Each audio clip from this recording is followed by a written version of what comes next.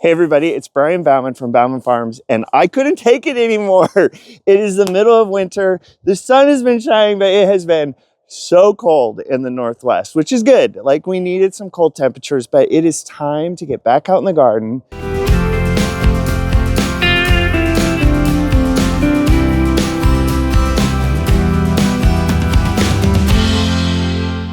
This is like kind of the front patio walkway coming up to my house. I grabbed a few plants what I want to go over with everyone on some things that I think you should be planting right now that I just need to get some life and color back in front of my house. But I wanted to show you. These are my limelight hydrangeas. I've left them up because a lot of times it's good for the hydrangeas to stay up during the winter time, and I didn't think they looked really bad during the front. But we're going to be doing a class. It's going to be on January 31st at the farm. It's going to be at 11 o'clock, and we're going to talk about everything that you should be doing in the garden right now. And I'm going to walk through some of the hydrangeas, how you should be pruning them, depending on what type of hydrangea, when you should prune them. I have so much work to do out in my garden, but if you have a chance and you want to come on out, be a great opportunity. It's a free class. We'll go over all of that with you. And always stay tuned, because I'm sure Jessica and me will do a video. I'll be out here. I've got to prune all this stuff back, and we'll kind of walk through how I prune them, when to prune them, where at to prune them, because there is some tips and tricks on how to make all that work. But finally, there has been some inspiration at the garden center, and I am so excited because I love these primroses. This is a special type of primrose. These are Heathor primroses. I'll have Jessica put up the name for you. Not only is the blossom so pretty with that kind of white pickety edge that's almost frilly, feathery kind of to the outside of it, but these are from my friends at Little Prince. They do an amazing job with them. They bloom for such a long time for a primrose, which I love. And they come in a whole wide range of colors, but blue and purple are definitely my jam. Like, I love those. So I wanted to put those up front. We're going to pair that with some other things. When I was at Monrovia this summer, they were showing me some of the new ferns that are coming out in their Jurassic series. And this is one of them. It looks almost like a holly type of fern. This particular one, I'll have Jessica throw the name up for you too, is their Stegosaurus holly fern. Such a beautiful color. These have been outside going down into the mid-20s every night this week, and they are looking great. So I wanted to plant some of them up front. And then just to give us a little more foliage and color, we're going to grab some lime green heucheras. This one is Marmalade. I really like how full and feathery this heuchera gets. And then last but not least, I am going to drop in some bulbs too, because this is bulb season. They're all starting to come up. I, of course, never have time to plant them in the fall with pumpkin patch and everything going on. So we've got some nice bulbs we'll drop in. We're going to lay this out and get to work and not take long. Kind of got everything laid out how I want to do it. One thing to remember when you're planting this time of year is there's a lot of things dormant underneath. I have hostas. I have some bleeding hearts in here. So I'm really going to be careful and kind of watching as I go through the soil not to disturb them. May have to move some things around as I'm going in. I always forget where I planted everything. All right, so this is kind of what I was talking about hidden gems finding in here. You can see this is a hosta coming up. And a lot of times you can see the roots. Here's some nice big fat roots coming off of it. So I'm just going to keep that covered, and we'll kind of move our primrose off to the side. Bleeding heart somewhere in here, but I don't see it right here, so that's good. See, here's that bleeding heart. There she be. Knock that out in a hurry, because it is still getting cold out here. But it's so nice to have some things in the ground. And while we're still over at the house, I want to show you a couple of my favorite plants in the wintertime. People often ask me, like, what are some of my favorite plants? And this right here is one of my favorite plants. This is an Edgeworthia. There's a couple different types of Edgeworthias. I'm going to have Jessica put the names up because I'm going to say them wrong. But one of them is Edgeworthia, starts with a P, and then there's another Edgeworthia that I believe starts with the C. And I'm going to have Jessica put both of them up there. The one that is Edgeworthia P something is a little bit thinner branches, bushier, grows a little bit bigger. It doesn't have near the fragrance that this variety does. It is super hard to find. I have some on order with Monrovia. They're growing a whole selection. I've had them on pre-order for 2 years. They promised me that I'm gonna have some for next year, but when I come home at night, even right now, it's the middle of January, this smells amazing. All of these little white ornaments coming off the edge will flare open to these beautiful yellow flowers, but the fragrance is this just sweet Daphne-like fragrance. It's actually in the Daphne family. Such a great plant. It's one of my favorites. So this is actually a wild heuchera. I did not plant it here. Don't mind this. This is a blackberry. But check out the leaves on this wild heuchera. Such a beautiful kind of ruby red growing in my backyard. I like to see this when I'm walking through the backyard. It's so pretty. I've been thinking about taking cuttings of it, but oh, I love it. It's so pretty. I've talked about this plant before, but it is truly one of my favorite plants. This is a dogwood. This particular variety is called Midwinter Fire. The sun is coming through and catching it, and you can just see at the base, it's like this golden yellow branches, and as they go up, you get a little bit of pink all the way to that kind of glowing red at the tips of the branches. Such a beautiful plant. I do nothing to this. In fact, I trim it way back each year. I got to pick it. It is kind of spreading a little bit back here, so I got to kind of keep it under control. It's not something that's too hard to keep under control, but wet areas, low maintenance, beautiful during the winter time, white flowers in the summertime. Ugh, such a beautiful plant. So much better. It is nice and warm in the greenhouse. And let me tell you, all of these babies that we're starting right now need it nice and warm. In fact, we are just doing the laydown for our very first plants for our shade baskets. This is where we're going to house all of our begonias as they get ready for the shade baskets. And begonias this time of year need 13 to 14 hours of light. They probably need to be around 70 degrees, definitely not below 65. And so we keep them in these nice warm houses. In fact, we even have kind of these pinky lights on in here. That gives us, the sun is just too low. It's not intense enough even during the day in order to give begonias enough energy to keep them going. And they need that long daylight or they'll start to shut down and hibernate.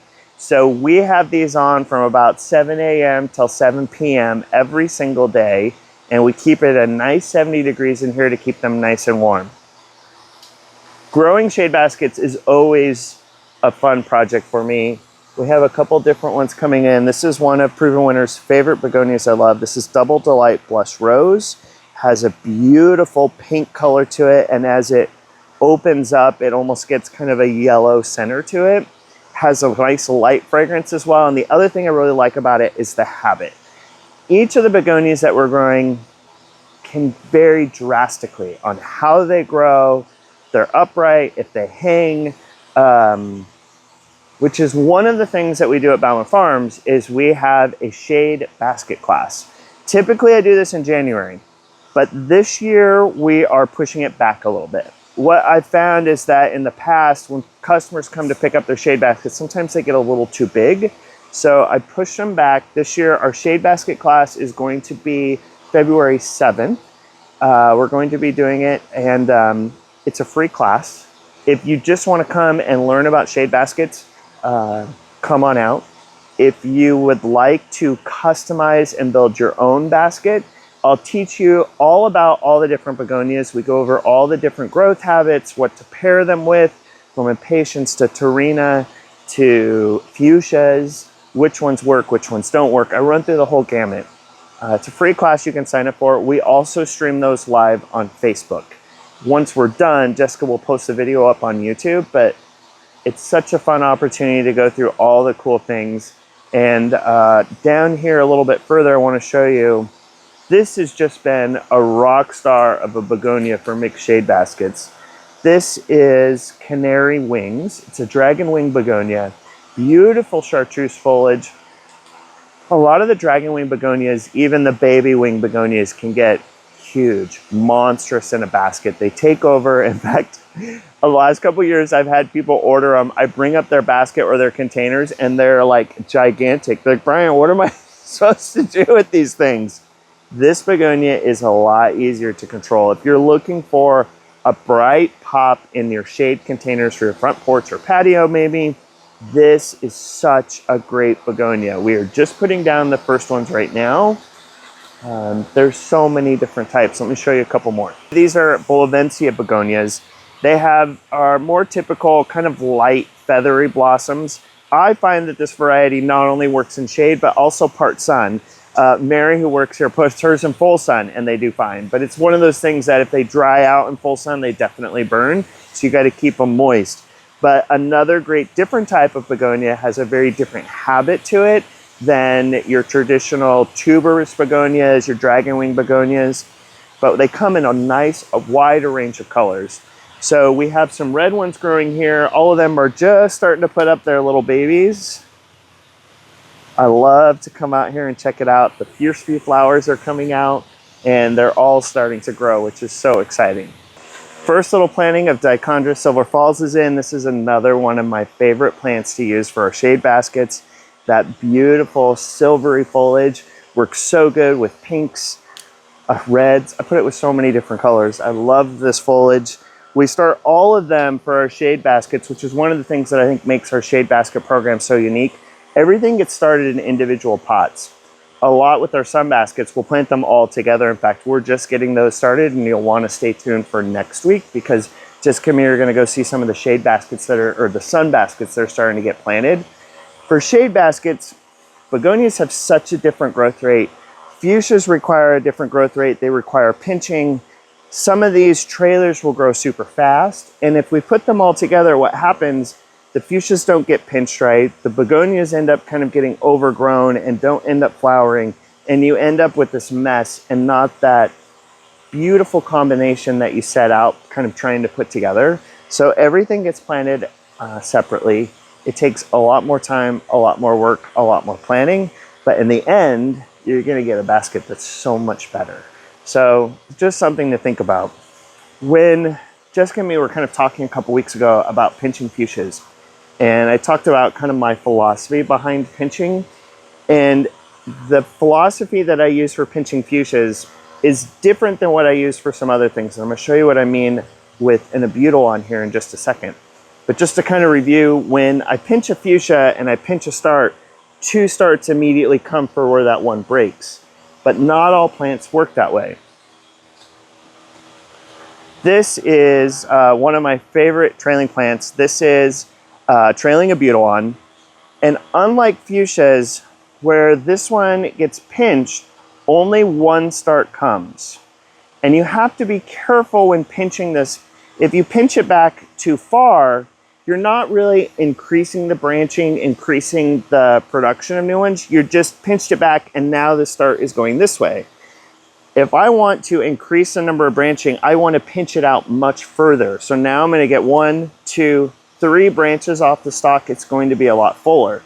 It's a different mode of pinching than what I was talking about with fuchsias, but I was out here working on this and I wanted to share it with you because these little babies are so beautiful in a hanging basket. We spend a lot of time on these. These were planted in the fall. We've pinched them already 2 times. We're going to pinch it a couple more times so that come spring, it's going to have this beautiful basket. And I want to show you one that I've been working on. You can see with this guy what pinching does to really increase the amount of different runners coming off. Rather than just having 1 or 2 main lines, we've pinched this already 4 different times so that we get a lot of different shoots coming out. Like I said, it's a little bit different pinching than with the fuchsia. And you can see on this fuchsia just a nice illustration about how when we pinch here, there's going to be actually 2 starts coming out from it, which is different than the abutilon. This is actually one of my favorite fuchsias. This, I don't even know where it came from, but it's right outside my mom's. It's kind of right by her patio out her back door, and it's this big, beautiful hardy fuchsia. It always looks amazing. I love the golden foliage, and it has this really pretty purple and red. Purple's on the outside, red is in the in center of the fuchsia. We grow this each year in 1-gallon starts. Takes a little bit of work pinching and making sure they're all good, but that's what makes it fun. It's kind of crazy. It's 4 o'clock in the afternoon. The sun is going down, but I am getting so excited for spring because it is just around the corner. Every day the greenhouses are filling up with more plants, so you're going to want to stay tuned, follow along, because we have so many more things coming.